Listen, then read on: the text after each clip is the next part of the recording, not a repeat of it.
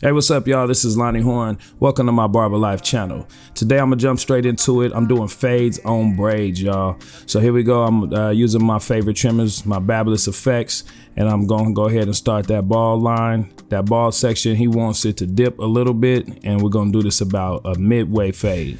So I'm gonna flip them up, clean some of that hair out. As you can see, once I get past that ear, I let it drop a little bit. Yeah, with the braids, this presentation is gonna be real important. Yeah, it's gonna look real clean. So we're gonna go ahead and just ball the rest of it out.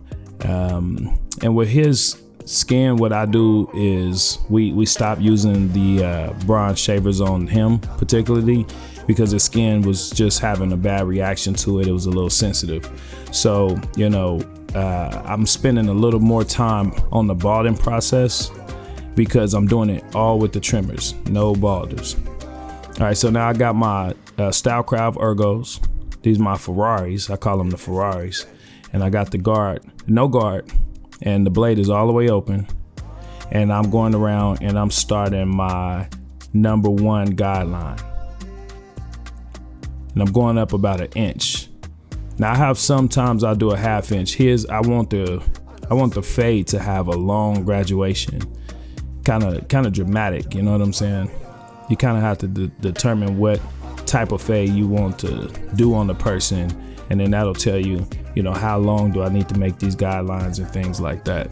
All right, so now I close my lever and I'm starting to bald him. I'm starting to knock out the bottom of that #1 guideline that I made, and I'm gonna work it all the way around. And you got to be patient. Don't push too hard because you don't want to treat it like another 0, you know, section. So I was literally knocking it up and flicking it off, and I'm still working on it. If you, from a distance, it almost looked like I'm doing another bald area, but you got to trust the process because once you drop that next guideline in, it's going to blend real nice. All right, I'm gonna go ahead and work around both sides.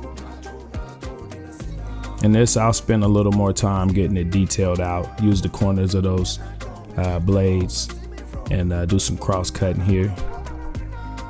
I like the cross cut because it just gets the hair more even. So cross cutting meaning that I went, you know, I cut it in one direction, the one guideline, and then what I do is I switch to the next direction. Clean it up a little bit.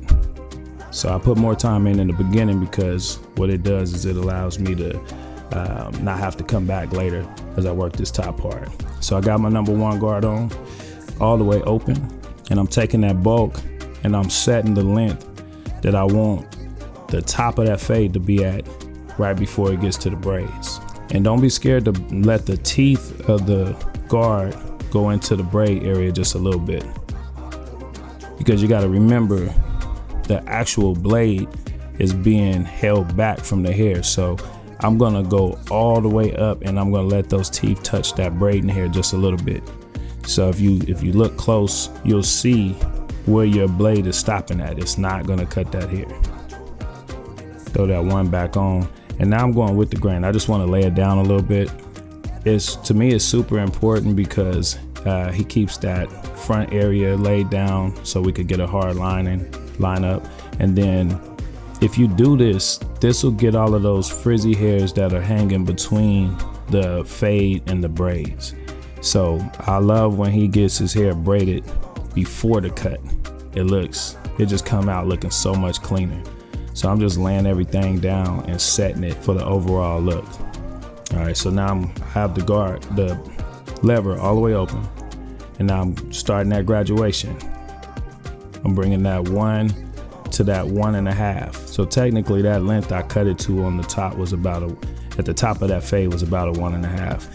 Not to get too technical, but more like 1 3/4 because the lever was all the way open, but we'll just call it a 1.5. All right, so now I've closed that guard a little bit, about halfway. Now I'm working a little harder to get that middle line out of there. Sometimes I'll open it back up a little bit because I'm paying attention to what hairs, you know, not cutting. You got different shapes and different dimensions of heads, man. So you gotta pay attention. All right, so I'm closed up now. Close that lever up, and as you can see, my strokes are shorter now. I'm literally working on that middle line area now. And that back area is it's usually a little more coarse back there. So in that back area, you usually have to do something a notch or two shorter than you would do on the sides. So we done caught that right side up, did the same thing. And now we're gonna put the 1/16 on. This is the half guard, all the way open. Now it's time to really make that graduation happen between that 1 and that 1.5. So these are gonna be a little, kind of like a medium stroke, not going all the way up to the top, going a little past that guideline with the lever open, and then I'm gonna flick out off of the head. And don't forget that area in the back is a little more coarse, so you have to go a little tighter. You might have to close the lever just a little bit on that one. I like how it's coming out. That front area, I try not to go too hard because it's thinner there, and I want to leave that for the lineup. If I blend too hard up there, I won't have any hair to line up. So I'm always really gentle on that area right there. But you can see that line. You see the front area is starting to fade out quicker. So, all right. So now we're gonna work on that bottom line. Now we've gotten that middle section pretty good. You can barely see it, but there's some 0 down there. And then that's the bottom of that 1 that we made. So we're gonna take that trimmer, that Babyliss Effects, and we're just gonna gently touch the bottom of that one faded area. And it's starting to look good. I see a couple of little things we gotta touch up there, but that's okay. That's okay. Don't let that get you too scattered. Could always come back to stuff. But I make mental notes along the way though. So yeah, I could see in that rear area right over the ear. And you know what? I'm back on the ergos now actually, so I don't want to confuse you. If you could tell, I switched to the ergos and I got back to that bulky area I just saw. So I'm working specifically on that because there's a dent in his head right there. There's a little indentation right there. So you have to treat those areas differently. You got to go back in there and kind of work it a little bit. So you can see the fade is starting to lay, man. It's starting to lay. I'm liking the way that this is turning out. So I'm going with the grain now. I'm just laying down little areas, literally just tapping little trouble areas I see. Trouble areas meaning just little bulky areas that may not be reacting to the clipper the way that I wanted it to. Then I'm gonna lay that front down just a little bit. I don't want that bushy up there. I gotta have it right for the lineup. All right, so we're working on that other side. We're gonna do the same thing. Gonna work some of that dark area back there. Man, when that graduation start happening, it's just a beautiful thing. It's a beautiful thing. And now, I should have told you, I got the 16th guard back on, okay? And I'm working the bottom of that 1.5 line.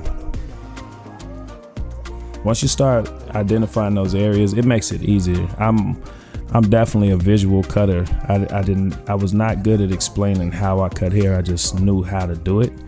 And then watching other, barbers, YouTubers that I admire and listening to how they explain it, it really helped me. So yeah, it's really interesting to be able to explain the process. And I'm always working at it. Trying to get y'all a little more explanation, a little more in depth on what I'm doing. So that guard is now off and I have that lever open all the way. As you can see, I'm not swiping up no more. You don't want to do that because you literally can start yourself a whole new haircut. I'm doing the same thing I did on the other side. I'm starting to work it down, lay hairs down. And we have that indentation over here too, so I'm gonna have to put some attention in that area. All right, don't forget, even though I'm working on that front, I can't lose my hair that I need for the lineup. I need that lineup to show up nice. All right, so I always have to put specific attention on the back. Again, the back of the head usually has the most coarse hair, the most resistant. So you can do all those steps on the side and everything, and you can do the same steps on the back, but it just, you'll get done and it's like still darker and unfaded back there. I think that's the 1/16 on there. Yeah, that's the 1/16 on there, the half guard.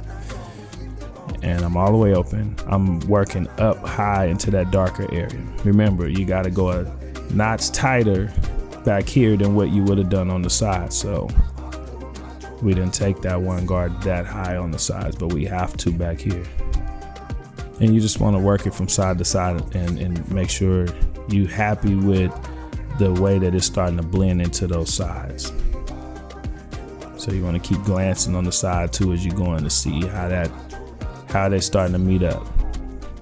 You see, I don't need to go any further than that ear because the in front of that ear really looked good. It was back here. Man, this gonna look good. Again, get those braids before the fade. I've done it the opposite way, but it just looks 10 times better when you get the braids first.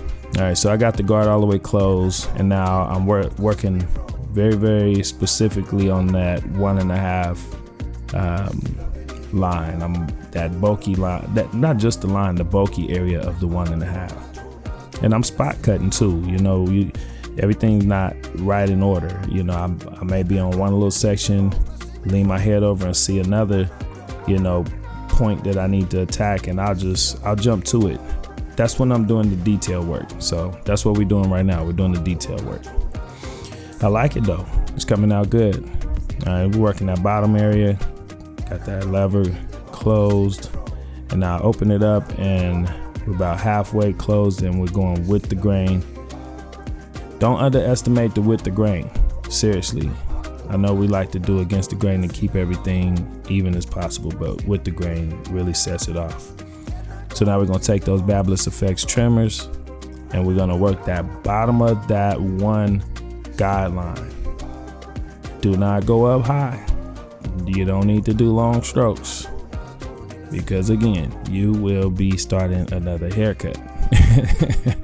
And we don't want that. I've done it before. So, and then on top of that, you taking your client higher than what they asked for, ultimately not giving them what they asked for. So it's looking good though. I'm really feeling this way.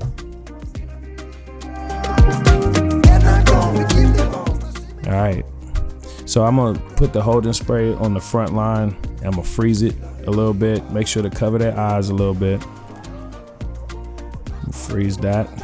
Then let it sit for a quick moment. And I blow dry it, and that'll help speed the process up. I'll lay that stuff down so it'll hold real firm. This is something I picked up from some of my other barbers. We all pick up techniques from each other. I seen them all doing it. I tried it. It was pretty cool. And I don't do all of them with it, but his, it works out good. All right, so my lineup, I pretty much know this guy's head. I know we have a couple of light areas. So what I do is I try to go to the highest light area at that point, and I'll make that start my guideline. And I almost do like a simulation line first, I get them to both sides, and then I step back and see how I like it. And then now I'm starting to frame them in. And I'm lining those points, lining those corners, getting him some definition up here. So I saw a little bit of a little heavy hair hanging right there. So I'm just taking the corner of my ergos and kind of blending that out a little more. And you want to take your time because you don't want to push them back too far, and you don't want to mess up the direction of that angle. So make sure to really, really lock in the angle you want to get. Each client's head shape may require a different angle. Sorry about that flicker, y'all. I think the camera is just trying to catch 50 things at one time. All right, so I'm giving them I'm not trying to give them a whole C. Sometimes I'll fade it all the way out, and that looks good. It really does. But I'll give them almost like a half of a C if I could bring that fade low enough. So I'll test it out sometime. And sometimes I'll start it, and then I'll step back and I'll look, and I'm like, nah, I should just let this one blend all the way out. So I'll do the same thing over here. I take my comb and I mark the point of the eye that I used on the other side. Try to get that angle as similar as possible. Man, it's good on here, boy, but up close, this thing is, I love the way his hair looks when we finish. Very clean, sharp, and natural looking. All right. So now I got that razor, and we're just gonna clean up the detail. We're gonna detail clean, the lineup, and sometimes there's not a whole lot to get, but if you pay close attention and just let that blade gently slide and meet at that lineup, what it'll do is it'll grab those little short bristles that the clippers miss. And at a glance, it won't look like you really did anything different, but oh my goodness, when you step back, it just looks cleaner, man. It just does. So the razor lineup is definitely a valuable add to the the fade on braids. All right, I'm gonna dust them off, make sure that I'm not missing anything else. Yeah, he's looking good, man. Give him that mirror, get that seal of approval. Look at him, man. Ooh. Hey, I appreciate y'all tuning in again to my Barber Life channel. This is Lonnie Horne. We got many more to come. Please like, subscribe, share. Stay tuned, y'all, and much love.